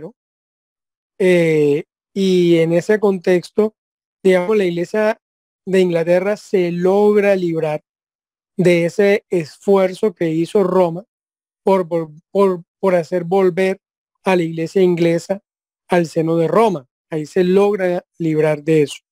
Y eso, digamos, en mayor o menor medida quedó allí como dormido, por decirlo de alguna forma, hasta el movimiento de Oxford. El movimiento de Oxford era un grupo de teólogos liderados principalmente por Newman, que entre otras cosas no eran teólogos. La mayoría del movimiento de Oxford eran poetas, y ellos se creían herederos de los teólogos carolinos, ¿sí? Del periodo de William Laud. Entonces ellos escriben los tratados para los tiempos, por lo que se le llama el movimiento tractariano o el movimiento de Oxford, y realmente son una serie de pasquines romanistas que tratan de reivindicar doctrinas escolásticas, siguiendo supuestamente a los teólogos carolinos. Entonces, a raíz de eso, digamos, ese movimiento hizo muchas cosas que fueron astutas y que terminaron generando una facción interna dentro del anglicanismo, y básicamente fue vender la idea de que la reforma fue un error y que había que reivindicar la iglesia a sus formas antiguas, medievales. Entonces, a raíz de eso, pues ellos terminan imponiendo en muchas áreas ese estilo romanista, pero quedó claramente distinguido. Es decir, dentro del anglicanismo no se dijo, no, es que esto es anglicano. Dentro del anglicanismo quedó dividido como un grupo que decidió apartarse de la tradición reformada anglicana y volverse a los errores medievales. Entonces, dentro de todo esto que está ocurriendo, digamos, para el siglo XIX, de hecho, Ryle escribe el libro que estamos compartiendo con ustedes, lo escribe en ese contexto, por eso él hace mucho énfasis de los llamados eclesiásticos bajos y eclesiásticos altos, porque ya allí se estaba haciendo ese esfuerzo por estigmatizar a los anglicanos reformados como bajos, ¿sí? Como gente que no tenían una liturgia sólida, que no tenían una formación teológica sólida, que no tenían una doctrina sólida, sino que eran simplemente unos puritanos fanáticos. Eso es lo que siempre hace Roma, digamos, caricaturizar al rival, estigmatizarlo para destruirlo en el imaginario colectivo. ¿Sí? Es lo que intentó hacer, por ejemplo, con el título de protestante. De hecho, el romanista propiamente usa la palabra protestante para ofenderte, ¿sí? Es un término que ellos aplicaron de manera despectiva, y en efecto han llegado al colmo de que hasta para las sectas usan la palabra protestante, como los testigos de Jehová, por ejemplo, los mormones, los incluyen como protestantes.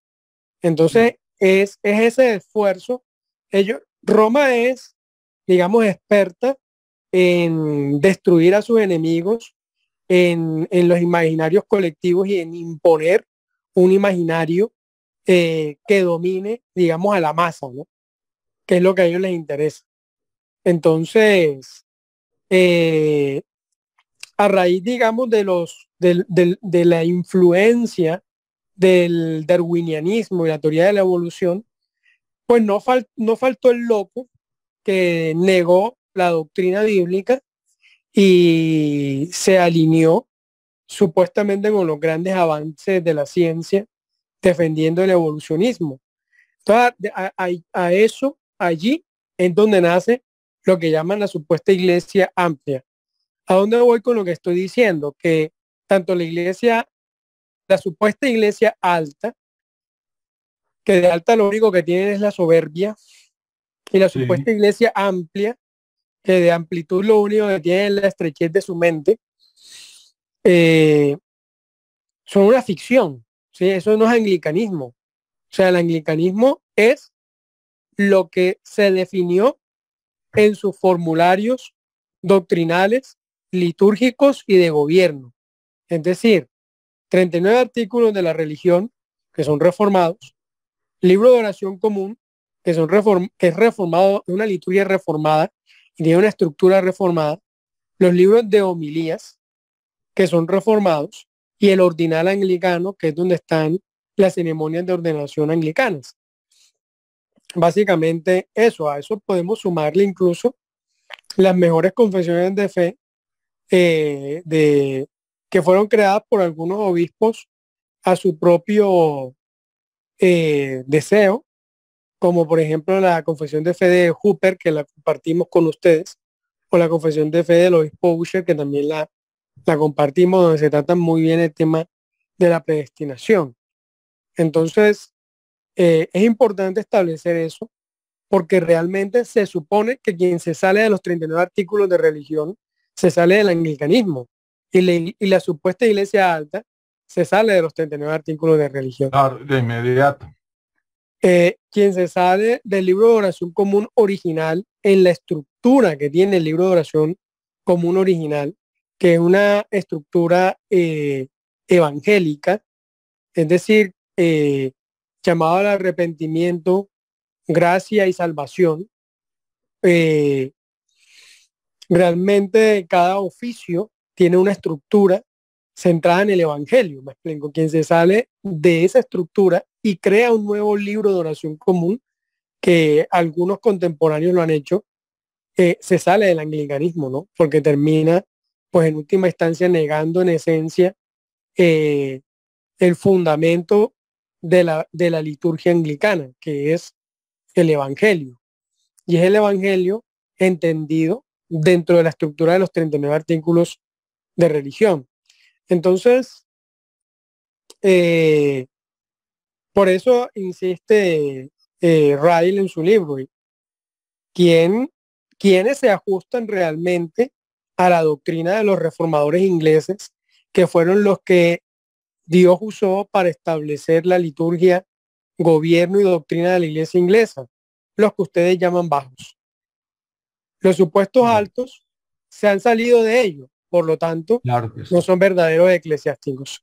Esa es la conclusión a la que quiere llegar Ray con este libro Lucen de los viejos tiempos, y con el otro tomo que él hace para responder a los romanistas, que se llama Nudos desatados, que fue uno que estuvimos compartiendo también. Pero bueno, es un libro extenso y todo eso toma mucho tiempo, ¿no? Entonces, hermanos, bendiciones. Era solo para hacer esas observaciones, para evitar la confusión que se le impuso al anglicanismo con la supuesta triple división dentro del anglicanismo, que la comunión anglicana, que hoy en día es más una iglesia manoseada por el poder de Inglaterra, y que le conviene, digamos, en ese espacio, en esa mentalidad inclusiva, mantener a romanistas, ateos, incluso hay sacerdotes anglicanos que se han declarado ateos, mantenerlos allí en la comunión porque quieren tener a todos. Eso es una cosa diferente, pero eso no es otra cosa que una negación de la doctrina, liturgia y gobierno anglicano. Por eso es una ficción que no existe, porque si se sale en esencia de los formularios anglicanos, ya no lo es. Y tanto la iglesia alta como la iglesia amplia se salen de los formularios. claro que sí. Yo quería añadir brevemente una cosa, porque es también muy ilustrativo el aporte del obispo José Ríos, y es que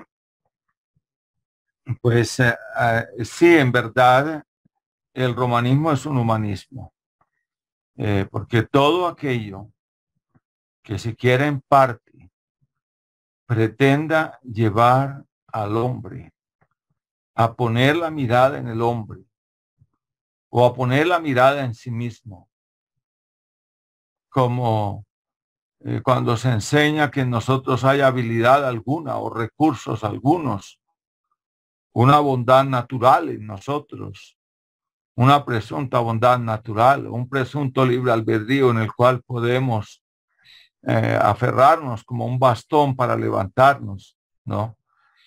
Todo aquello que de una u otra manera pretenda señalar hacia el hombre o a señalar hacia un hombre, si quiere en parte, o hacia una institución, o señalar hacia una tradición como algo que nos pueda salvar.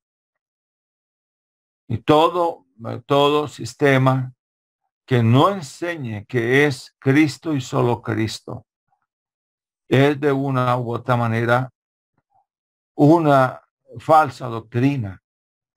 Y es peligroso esto. Todo aquello que nos lleve a poner, siquiera en parte, nuestra fe en el pastor, o toda seguridad de salvación que pretendamos tener por lo que hacemos o no hacemos, sencillamente es algo que no corresponde al verdadero evangelio de Dios. Hay personas que están fundamentando peligrosamente la seguridad de su salvación, no en Cristo, sino en que diezman o en que practican presuntamente algo o que pasan presuntamente adelante para recibir una presunta unción. Y en eso ponen su fe o su confianza y no en la obra única, suficiente y eficaz de Cristo en la cruz del Calvario. Y allí hay un grave peligro. Todo lo que nos lleve a depender de hombres, hay un grave peligro allí. Debemos, por supuesto, como creyentes que somos, ser miembros de la iglesia local.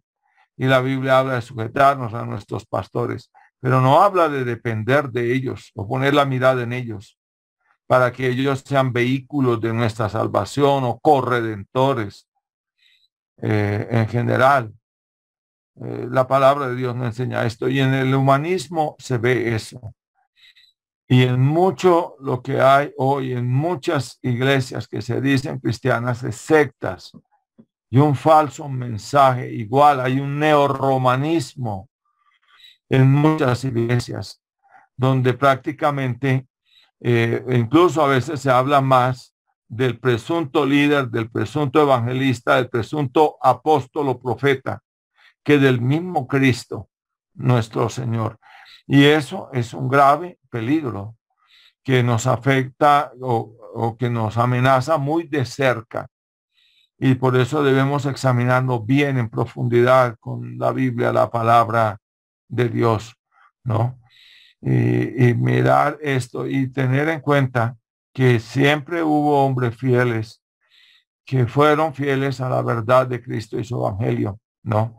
Entre otros, ahí están los reformadores, Cranmer, Ridley, Bilney, Wycliffe, antes de todos ellos en general, lo que muestra que Dios siempre ha sido fiel, pero ellos van a decir lo mismo, no pongan su mirada en nosotros, pongan su mirada solamente en Cristo para su salvación.